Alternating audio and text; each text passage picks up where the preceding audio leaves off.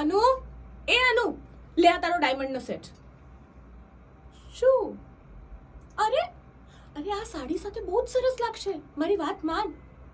કેમ આપણે જ્યારે જ્વેલરી સિલેક્ટ કરવા ગયા હતા ત્યારે તો બધામાં હાય હા પાડી હતી, અને હવે શું કામ ના પાડે છે?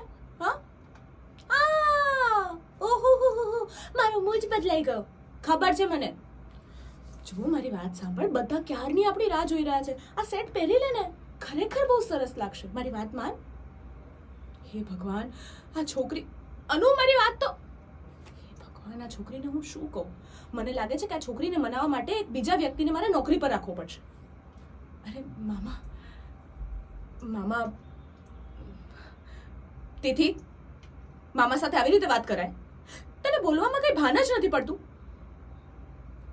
મામી, તમે તિથિની વાતનું ખોટું ના લગાડતા. હા, તમને તો ખબર છે ને, તિથિને કોઈ વાતનું ભાન જ નથી. કોની સામે કેવી રીતે વાત કરવી એને કંઈ ખબર જ નથી પડતી. હું ટ્રાય કરીશ કે તિથિને કોઈ જ સાથે વાત ના કરવા દઉં. મને ખબર છે અનુ માટે આજનો દિવસ બહુ જ મહત્વનો છે. આજે એણે છેલ્લા 3 વર્ષમાં ત્રણ વાર સુસાઇડ કરવાનો ટ્રાય કર્યો છે. અને તિથિ કંઈ નથી સમજતી. મને ખબર છે મામી, આપણી અનુ છે ને, એ બહુ જ ભોળી છે, બહુ જ સેન્સિટિવ છે. હા, થોડોક ગુસ્સો કરે છે, પણ એકદમ આઈસ્ક્રીમની જેમ ઓગળી પણ જાય છે. તો મામી, તમે તિથિની ટેન્શન બિલકુલ ના લો, અને ખાલી ને ખાલી આપણી અનુ પર ધ્યાન આપો. તમે સ્ટ્રેસ ના લેતા, હું બધું સંભાળી લઈશ. ઠીક છે.